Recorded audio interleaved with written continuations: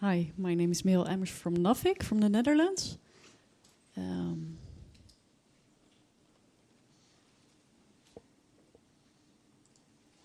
Thank you.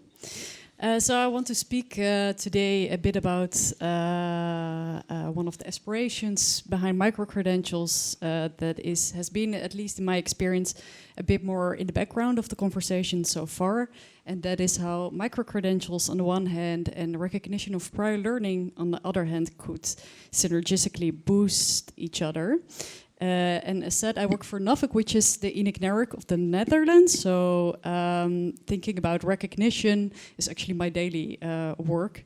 And I want to argue in this presentation that the usage of recognition of prior learning for micro-credentials could help us in moving a bit beyond one of the current dilemmas that lies in the promise of micro-credentials.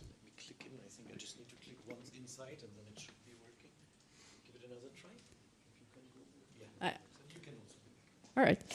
And that was also touched upon in the discussions this morning, and the dilemma is how micro-credentials, they are expected to be flexible and agile and innovative on the one hand, but at the same time they need to maintain robust quality assurance, and that requires some formal standardization, which in Europe obviously means integration in the Bologna framework.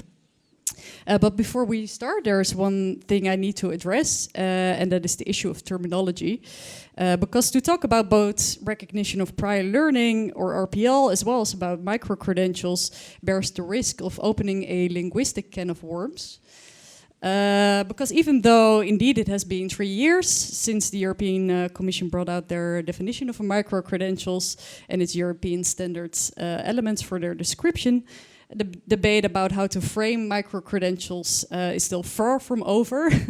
And in different national contexts, indeed, there will be different decisions on certain issues, such as whether micro-credentials can only be offered by accredited providers, if they're purely digital experience or not, if a minimum or maximum number of ECTS should be enforced, and if the term micro-credential, how it relates to the many other phenomena that have entered the flexible education landscape at some point in history, such as badges, nano degrees, MOOCs, ORs, etc. And then recognition of prior learning brings in an entire range of terms and abbreviations on its own, that depending on the context can all mean slightly different things. And even the boundaries between formal, non-formal and informal learning are not always so clear-cut.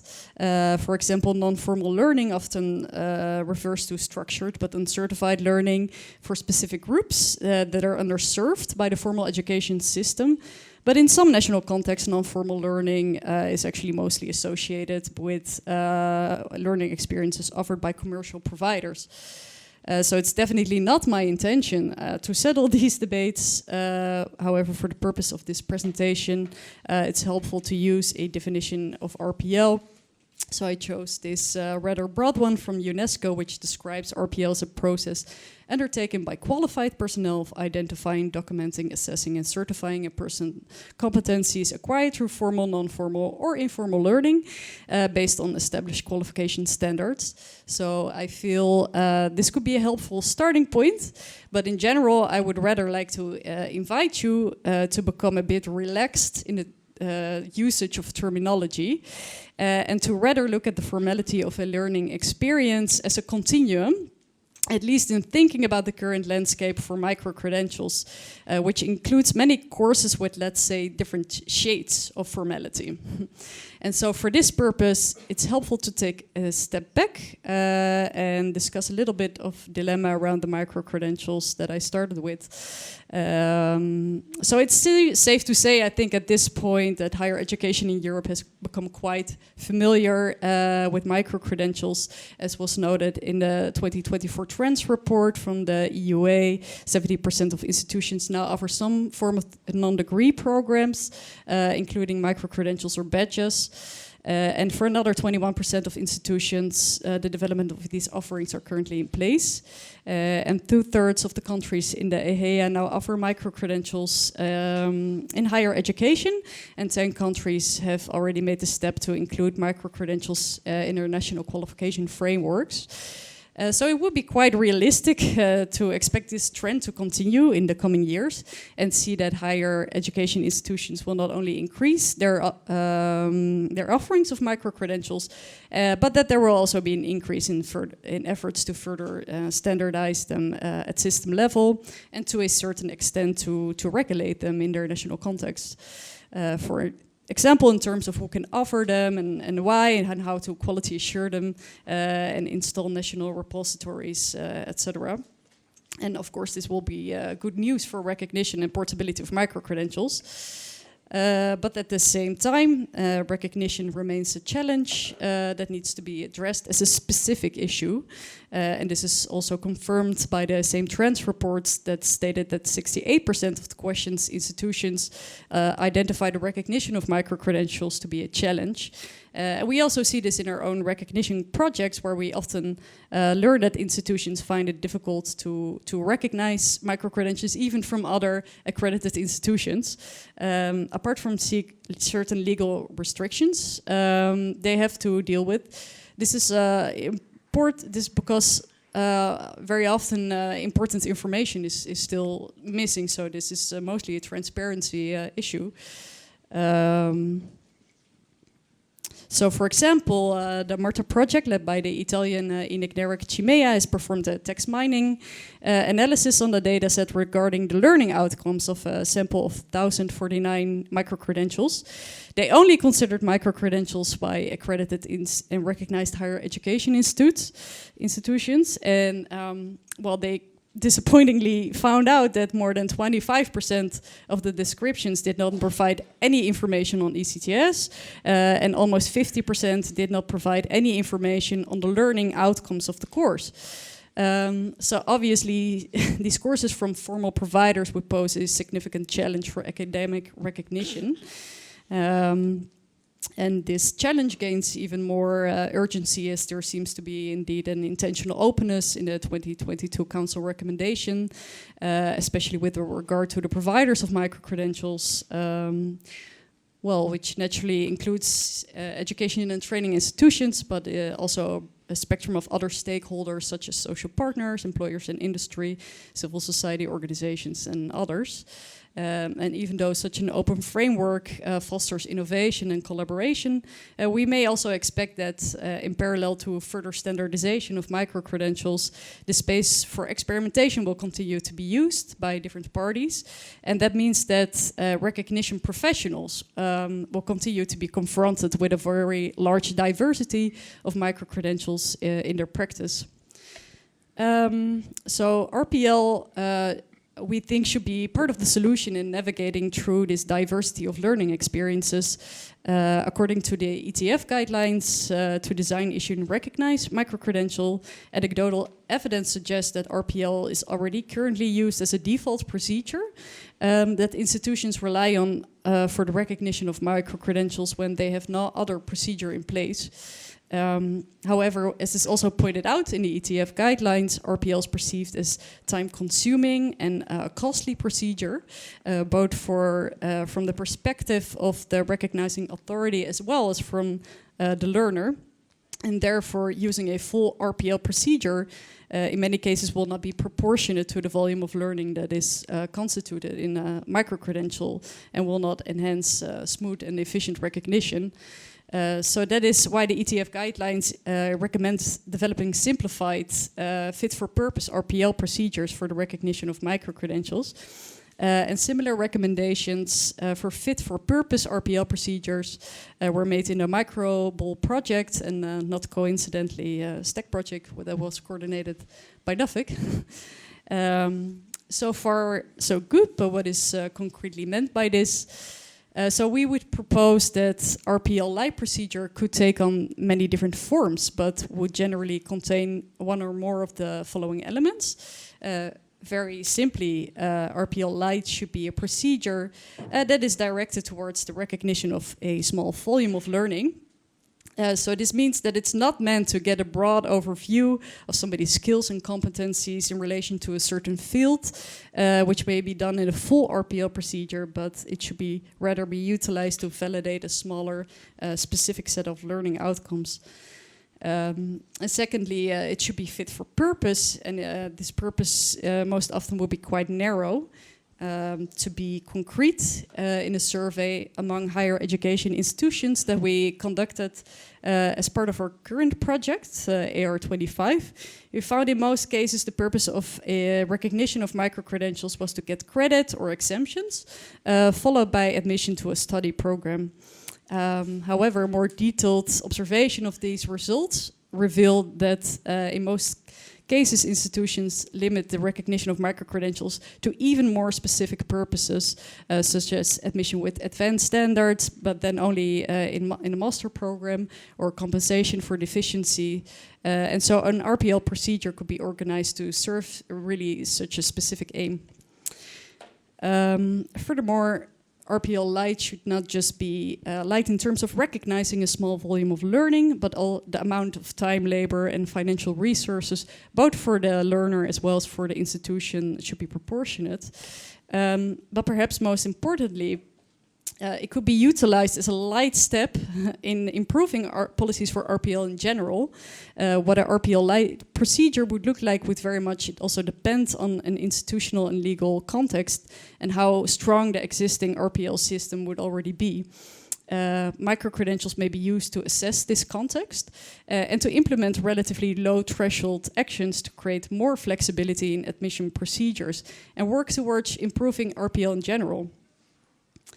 And finally, in cases where this is helpful and appropriate, RPL Light could actually build on a procedure that is based on elements of the Lisbon Recognition Convention, or LRC, which is the main legal framework for the recognition of qualifications within the European higher education area. And this procedure can be somewhat adapted where needed and possible. So in this respect, we could also speak of LRC Light in addition to RPL Light. So the methodology for a procedure that uses the LRC as a point of departure can be found in a micro-evaluator that was developed as part of the earlier mentioned STEC project. So the micro-evaluator is an open online recognition tool that recognition professionals can use to evaluate the quality of any kind of micro-credential. The tool can be used for formal, non-formal, informal learning experiences, blended fully online or on site. So even if you're not sure whether the certificate before you is a micro-credential or not, you can still use the micro-evaluator to assess the course. The recognition methodology is based on the Lisbon Recognition Convention, but it's tweaked towards some of the specificities of micro-credentials. And the tool will guide the user through 7 evaluation criteria, namely the quality assurance of the course, the level, the learning outcomes, the workload, verification of the certificate, testing or assessment, and identification of the learner. And when the user has gone through the tool and has answered all the questions, they will receive a generic result to support their recognition decision. So if the results is all in agree, this means that the certificate can and actually should be recognized in line with the Lisbon Recognition Convention, because this means that the course is fully integrated in the Bologna framework. But when the criteria are less clear, which is very often the case, the situation becomes more complex and the user will be advised to consider if certain criteria could be prioritized and accept that others are only partially met, or if the certificate could be recognized through RPL. So currently this advice is still generic, but as part of our current AR25 project, which involves a broad consortium of other INIGNERICs and other partners, we will further update the micro-evaluator based on broad feedback from higher education institutions across the European higher education area through various activities. And one of the areas of improvement will be an expansion of our guidance for RPL Light. So how can the micro-evaluator be utilized for RPL Light? So this is still in an exploratory phase. So I'm also very curious to receive your feedback on this. But in this case, you would still want most of the evaluation criteria to be quite robust. And hence we would propose actually two options. So in a more legally restrictive context, institutions often cannot recognize certificates that are not offered by accredited recognized institutions. But also in these cases, there are often possibilities to expand the given limitations in order to achieve a more inclusive recognition policy and to settle for a slightly lighter shade of formality. And this could mean certificates issued by accredited institutions, but do not have standard quality assurance applied, which we heard before is currently still a big issue. So even though the course might not be up to European standards for digital credential, verification of a certificate is still an absolute necessity. And you should be able to at least derive the NQF level from the information that is available. The learning outcomes have a really central place and should be clearly stated. The micro-evaluator does not compromise in that, but the minimum level of orange only indicates that such clearly stated learning outcomes are a bit more difficult to retrieve. Equally, information on the workload should be available, even though not expressed in ECTS. An assessment should have taken place, and finally, you should have some level of trust that the person who has achieved these learning outcomes is the same person doing the application. So these elements would form the core of an RPL Lite procedure that is based on the LRC. Alternatively, when the legal context of an institution does allow for learning experiences obtained for outside of formal education to be recognized, a basis for RPL Lite could look like this, where you accept that the alternative forms of quality assurance are in place, and this would be, and the rest remains quite the same, and this would be a further step towards RPL. So here also the other criteria would be at a relatively robust level. But in any case, what we would not consider to be feasible within RPL Lite is that there's no transparent information on the learning outcomes and the workload is missing, and there has been no previous assessment to ensure that the stated learning outcomes have been achieved. So in this sense, all these different evaluation criteria could be used to actually investigate as an institution which areas of a recognition system would allow for more flexibility, given that particular legal and institutional constraints. So now to illustrate what the actual scope of this methodology would be, and now we come back to our spectrum of formality. So as noted, you can find examples of micro-credentials that are fully integrated in the Bologna framework, and even more than that, because their verification options are highly mature. An example would be the centralized e-sealed micro-credentials developed by the ECU University, or the micro-credentials developed as part of the Dutch national pilot, which are currently now in NPOLS. But at the moment, most certificates will fall a bit lower on this spectrum. We can still categorize them as formal learning experiences, but they will be missing information on recognition criteria. So many courses that are offered through the big learning platforms such as Coursera or edX could be seen to fall under this category. And now I'm asking you to keep an open mind about terminology around micro-credentials. And also an example would be the German and Jordan-based NGO, Chiron, that offers open higher education for refugees based on the selections of MOOCs and uses reference to the Bologna tools to ease the recognition. So these courses would fall under the scope of RPL Lite. Certificates issued by accredited institutions but not fully integrated in the Bologna framework.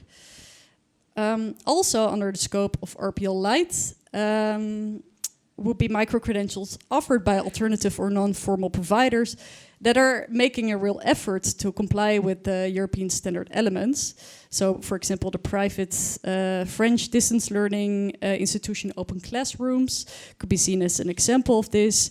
They benchmark most of their courses at level 5 to 7 of the EQF. and offer pathways towards diplomas that have professional accreditation. And Digital Promise is a non-profit organization and actually an example of a micro-credential that certifies informal learning experiences. So in general, like the less providers of micro-credential will comply with these standards, the less likely it will be that they can be evaluated through a small RPL procedure, since it will take increasingly more time and effort to gather the necessary information. That doesn't mean that these learning experiences have no value and cannot be recognized. They may still be considered as part of a wider portfolio in a full RPL procedure. So these are companies that offer certificates that currently provide very little transparent information on the evaluation criteria. And we end with a typical uncertified open educational research. And the last one is just a fake certificate to indicate that the less transparency is, obviously, the less trust. So technically speaking today, it's possible in most countries in the EHEA to use RPL at least for the fulfillment of first cycle study programs in higher education. But still, these possibilities are often constrained to specific qualifications.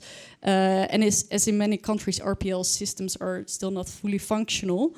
And one can see clearly also at the system level, there are big differences in official regulation around RPL. However, what we also learned from our previous projects, but also projects such as RPL in practice, that if you look closer, RPL is applied very limited or differently in reality, even in countries that have adequate RPL regulation according to this map. Many institutions may not always be fully aware also of what is and what is not possible within the given constraints. So especially in institutions where there's hardly any experience in practice with RPL, the assumption may often be that nothing is possible. So for those institutions, it's really necessary to be informed about the reality of these assumed limitations, to find out where the boundaries can be pushed a little bit. And for this, it's often needed to move a bit out of one comfort zone. And in fact, we think that the diversity of the current micro-credential landscape can also be used as an opportunity to see where more flexibility can be integrated in recognition and admission procedures to support lifelong learning in a broad sense. And so the micro-evaluator could be used as a basic framework to guide recognition practitioners in this endeavor. And I want to close this presentation with a provocative statement. I also like to provoke from Jonathan Garnett and Angel Cavai, who said, increasingly what makes universities unique is not teaching or research, but their function of formally recognizing learning achievement. So I would say let's expand our toolbox to strengthen this mission. And thank you for your attention. Oh, sorry. I forgot. Yeah. There it is.